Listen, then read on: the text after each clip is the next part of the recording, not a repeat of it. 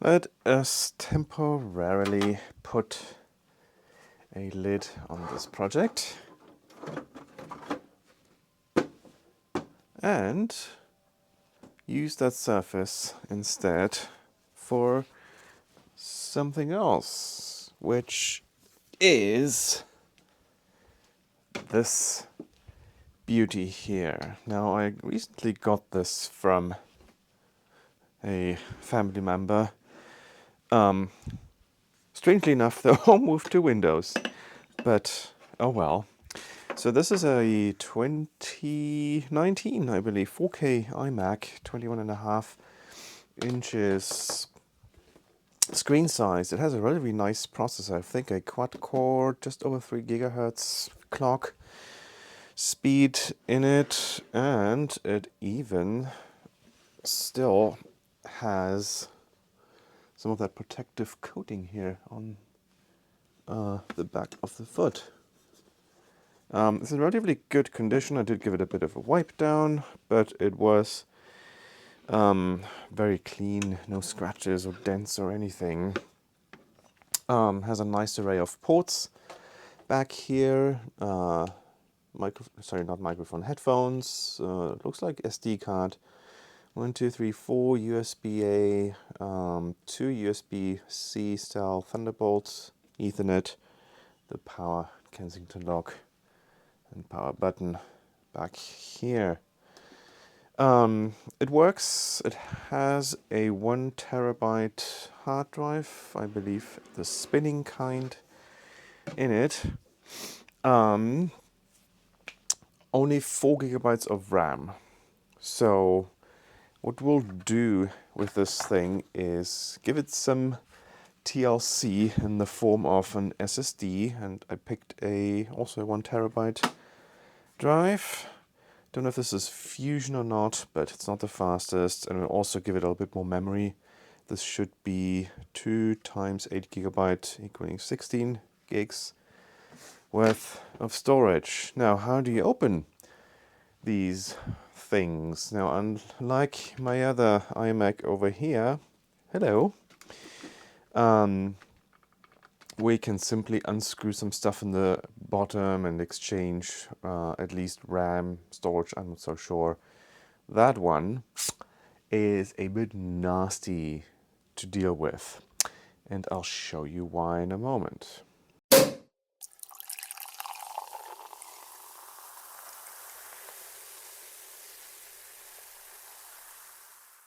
Now, in order to open this thing, because there is obviously nothing underneath with this very thin edge where you can go in with a screwdriver, open a latch and perform surgery, you'll have to remove the glass. And the way to do that is with these little pizza cutter thingies. This thing is, believe it or not, simply glued to the chassis, and so we'll use this kind of pizza cutter-like implement to very carefully go all around those 3 edges here to try and loosen the adhesive.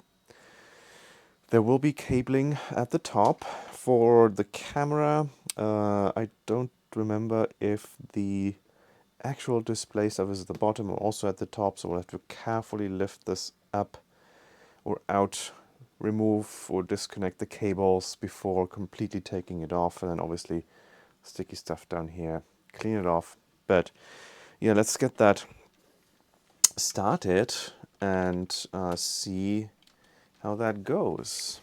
Also, you want to be careful up here to not go in too much and then accidentally cutting any of the electronics or other cabling up here. So we'll start by inserting this carefully anywhere but by the camera, and can you feel this kind of weakening a little bit, and then we'll just go around and make sure that we can cut all the way down to the middle of that pizza cutter thingy, to make sure that all that adhesive gets loose. And yeah, I can feel it literally becoming like looser as I cut through. This is the replacement stuff, and you can get kits for all sorts of sizes of iMacs here, but this is what we'll replace it with. It's simply fancy double-sided tape with a specific shape that is going to be put back in here. So let's continue cutting through, and this is designed to try and make sure that you're not cutting into any vital bits and pieces in here. So I'm getting close to the camera now, so I want to be careful here.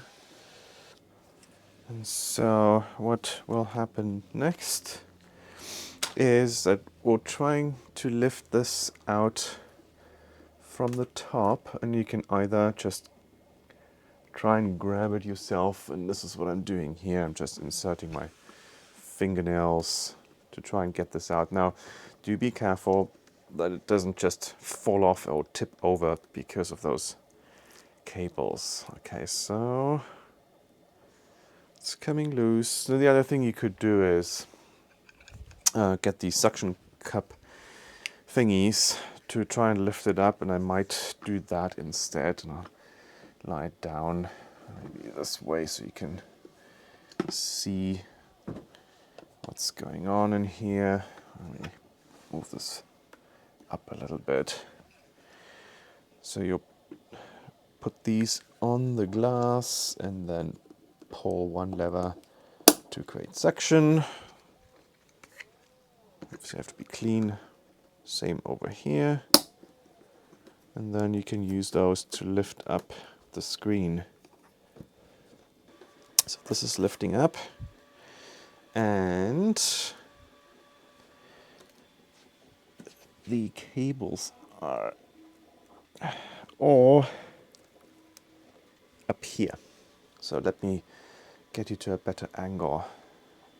Okay, so it does lift up, and cables are, there's two here. And I wish I had better lighting. Let's use my flashlight. And okay, so this one is, where does it go? Huh.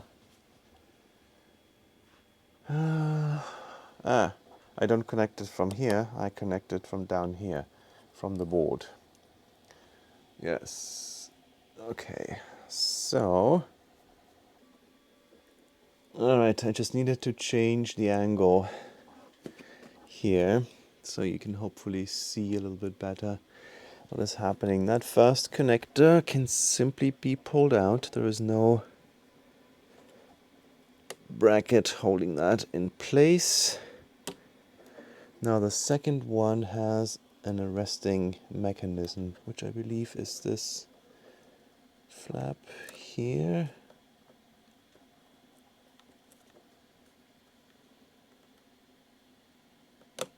Yes. So there's a little clip that comes forward, and then the cable comes out. And I can lift up the whole screen. Yes, here we have the display. Let's put that aside for now. Alright, here we have the insides, and of course it looks like for most of the surgery in here we'll have to remove a good chunk of the components.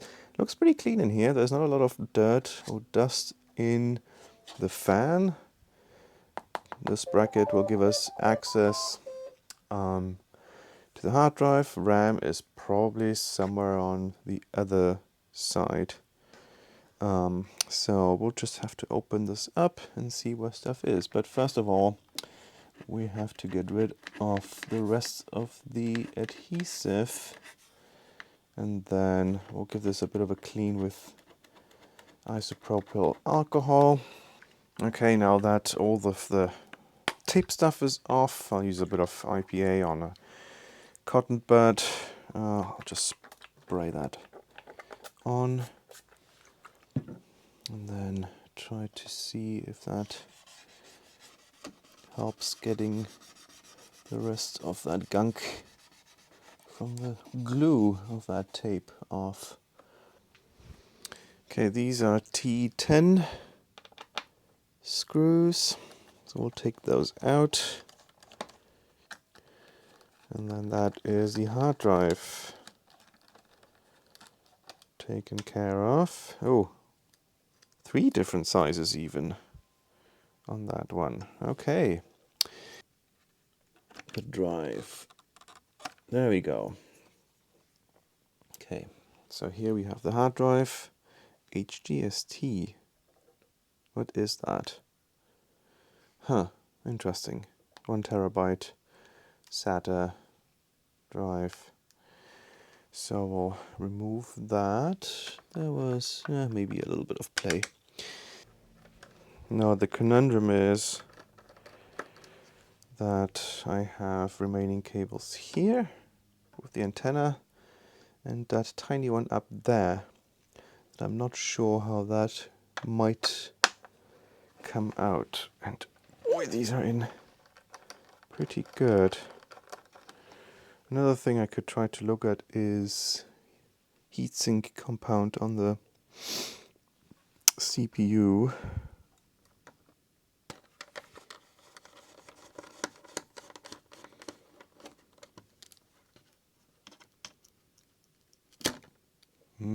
Interesting.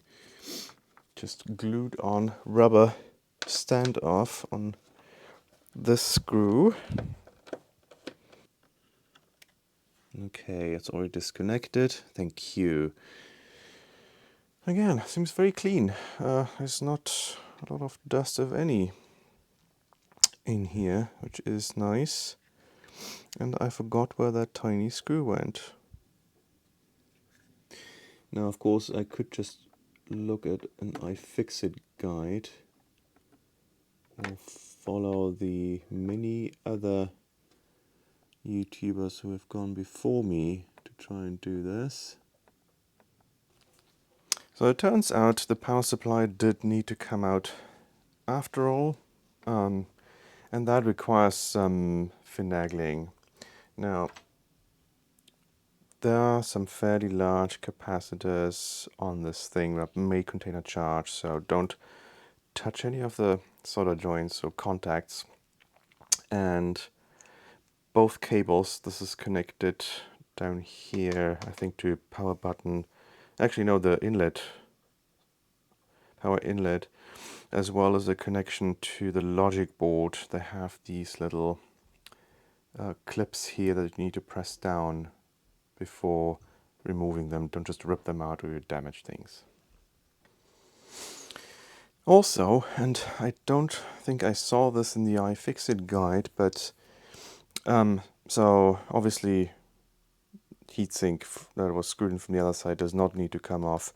The whole assembly comes off, so this needs to be unscrewed from the chassis.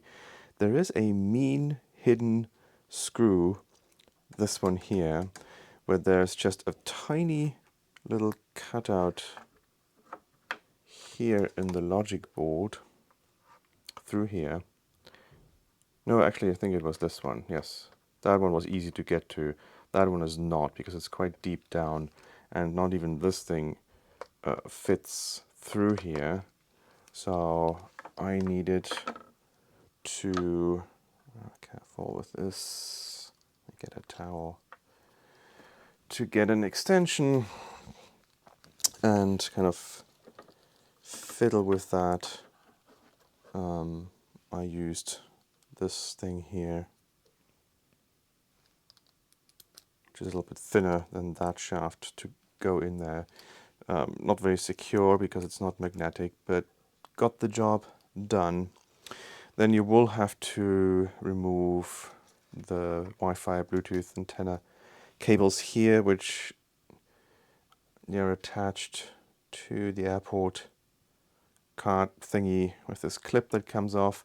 I'll link to the iFixit guide down in the description so you can look at the details, but those are just some of the things to be aware of. Okay, now we're using so many different screws in here. A T4 and this is the underside of the logic board.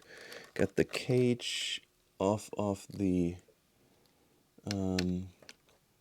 space where the RAM is installed, and then we'll put our new chips or RAM sticks in here. And come on, cables. I could unplug them, but I'd rather not. Oh, here's the CMOS battery, or rather PRAM battery or NVRAM, whatever you would like to call it. Okay, off you pop. And these don't have heat sinks on them, some of them do. So let's just unhook that bracket. Oops, clips. And those are 4 GB. Can't see the brand. But on a black PCB, so everything's uniformly black everywhere. Because, yeah, you'll go in there every day to inspect that, won't you? Trying to figure out if there's any specific brand name that I can see on here. MTA, maybe. That's it. Can't read anything else. Okay, let's get them out of their packaging. I am sorry to say they are not a fancy black, I think. Or maybe they are. I thought they were blue. Oh, nice. They are black indeed. That's a nice coincidence. I wasn't planning for it, but here we are anyway. Let's get these out. Don't touch the contacts.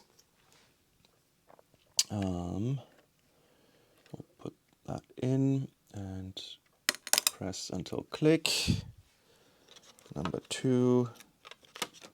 We're upgrading from 4 to 8 GB per module.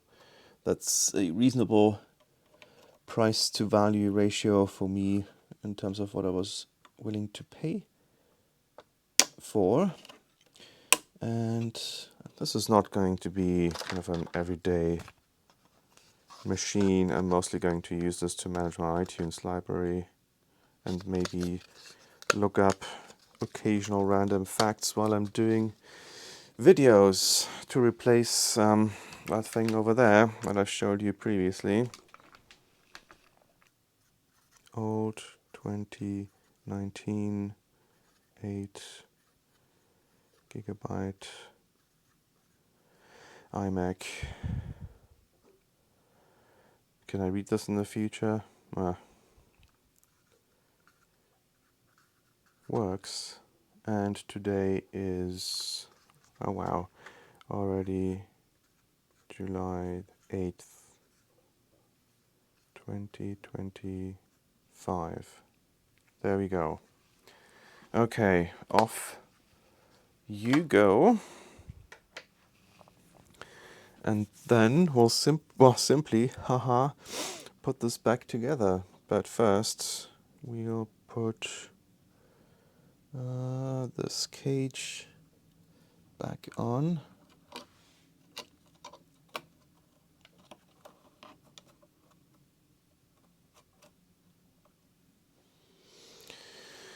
With, this is the T4 size screws.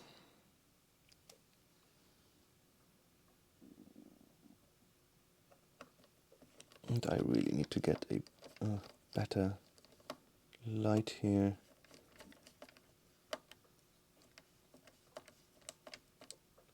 Okay, number 1,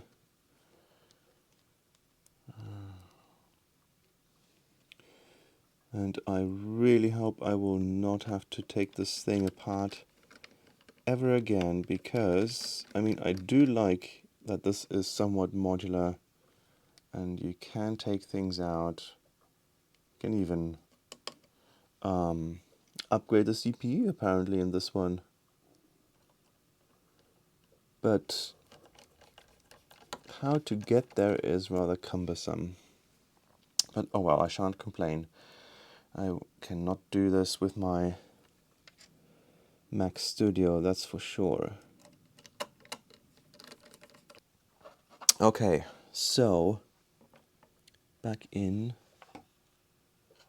we go. Do we need to clean anything by the ports? Let's have a quick look. Didn't look like it. Relatively clean. So, good there. Now let's double check the fit. I'll take these screws out here. Those are for the heatsink, and also by accident I took out the screws for the hinge here, which I should not have done. That I should probably rectify before I put things back together. Alright, let's look for port alignment to make sure that this is in correctly before we do anything else stupid. And yes, the ports look good from here. Cool. So that goes in like this with that holding clip to the side here. So I'm going to do this with most of it out. Okay, that is that in. Over and in. God, with all this fiddling around with cables and space and screws, I'm really hoping this will turn on again on its own. Well, in general. Okay, next comes the antenna piece. And because you didn't see me take that apart, let me at least show you how to put that back on. So, on go the antenna cables. You see they have these little tabs with holes in them that overlap. As that mounting bracket is being screwed back in afterwards. So, come on. Now here is this mounting bracket, which kind of slides a little bit under that, oops, airport chip.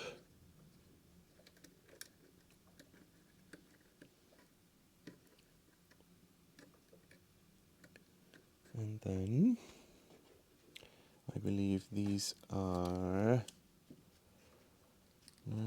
T4. Yes. To screw that bracket back on. Okay, that is that done. Okay, so up here is stupid tripod. Where the problem lies. This is a very thin cable, and I don't know why they could have just used a connector like that one. There's enough space for it. I can't get enough clearance under or on the thing to grab it with my tweezers to guide it back into this channel. So I'll probably be swearing at this for some time until it's back in, but yeah, I'll probably do this off camera so I don't annoy you with my gratuitous swearing.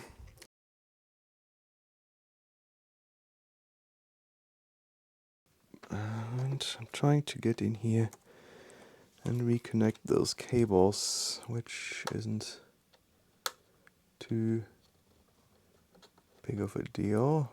That is in. fix this clip. And cable number 2, which simply slides in.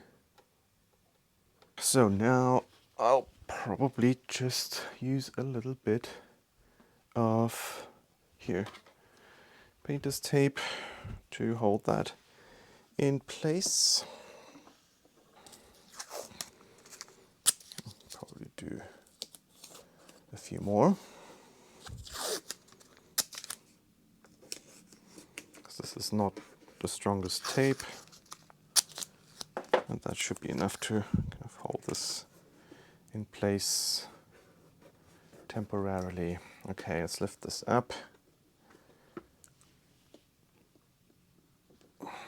and find us some power. Okay, moment of truth. I've hooked up my keyboard mouse. I just need to plug in power and see that hopefully nothing blows up. Let me try and turn it off again, do a PRAM reset with the new components. It should also hopefully return volume. I can hear it. There we go. It's very faint. Oh, and I see there's some pixelation going on here, which is weird. I don't know if you can see that, but it's kind of glitching.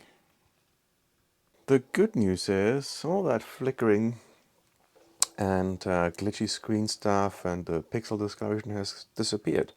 What did I do? I simply unhooked the 2 display cables up here. I cleaned the contacts, just used a little bit of regular contact cleaner. This one you get at Home Depot for about 10 to 12 US dollars usually. Reseated them, and hey presto, screen works. So now we can see it recognizes the 16 gigabytes of memory here, so that's going to be a nice performance boost, and I can already like visually feel how much faster the system is, and also here that our SSD is working fine. Now, one thing that I've read about as a concern is if you swap out that drive, you might need a thermal sensor or something added, otherwise the fans will go crazy. So I installed Max Fan Control here, which I highly recommend. It's a free tool that shows you the temperature of various internal components and also how your fans, or in this case the single fan, reacts to the temperature of the system. And I'm happy to see that this is not just revving up to the max, because I've swapped out the mechanical drive, which is here, and which I'll keep because it works. Just don't know for what yet, but we'll see. But yeah, so this system seems to be working as expected, and we'll continue putting the new glue strips back on after we give that back of the screen a little good cleaning. So just to show you how that goes on,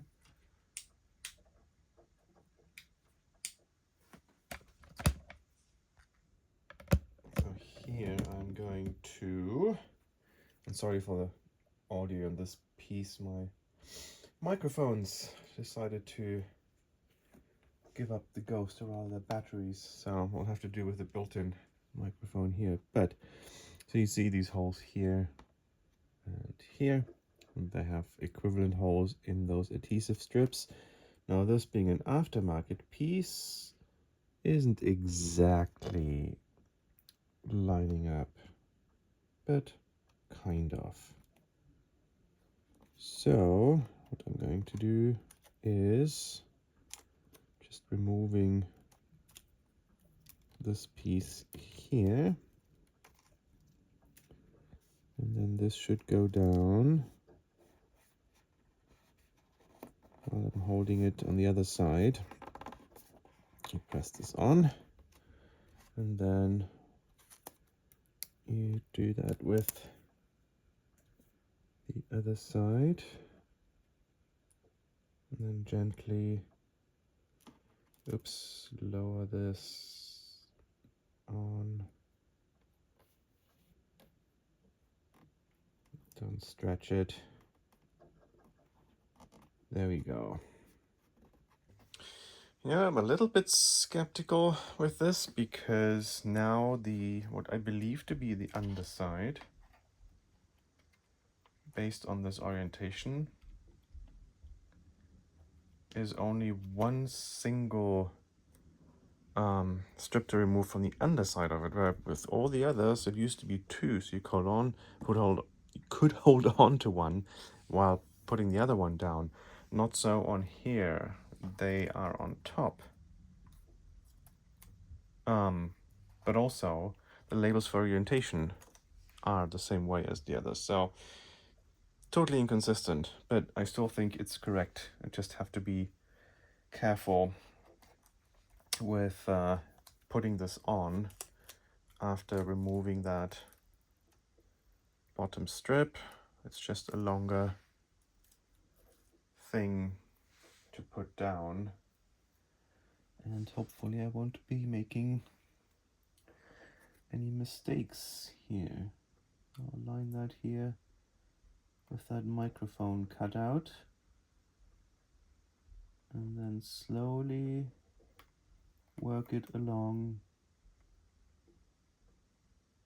the edge and put it down, and then same towards the other side.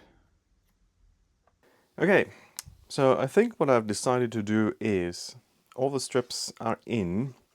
They're only bonded to the chassis side of things. The rest is still not glued in. Ooh. So I think what I'm going to do, because I don't want to take this thing off again, disconnect, get everything off, and then seat it halfway, put the cables in. I'll just leave it and lift it slightly to take out these strips here, maybe half of these, put it down, or actually just do the bottom half, put it down, and then do everything else when I lift it up from here. So that's what I'm going to do. It is in a good position. I might have to wiggle it back and forth a few times, so I won't completely press it down quite yet into the bottom adhesive strip.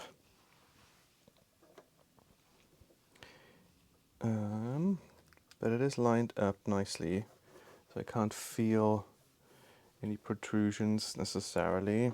So let's get going. I'll move the camera over here a little bit so I have a bit more room. So I'll start by lifting it up. I need to figure out how to get... Okay, so it simply comes out comme ça. I'll just toss them on the floor for now. Oops. Oh. And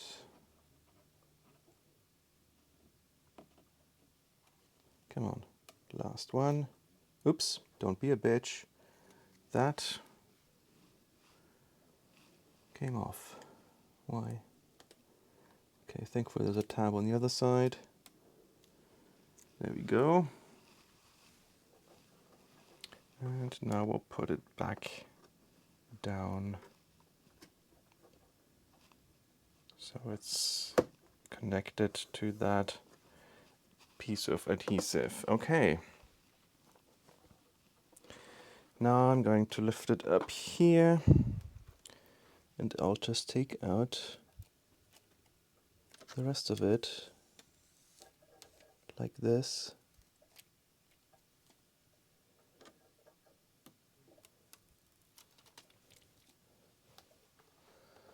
carefully. Okay, that's all of them. And then I'll push it up a little bit so it's all up against this bottom piece. And here we go. Now I'll press it down and set it up.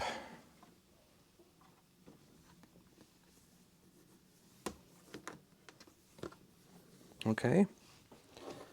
And then I use a microfiber cloth.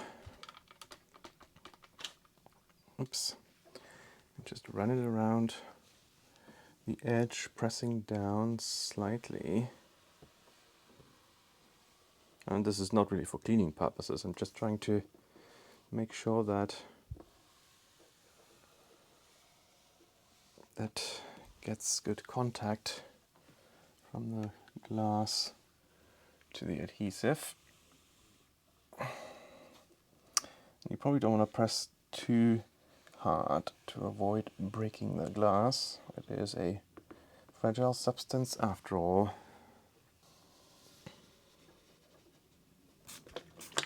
Because it is filthy. There's still the marks from the suction caps on here, all of my fingerprints.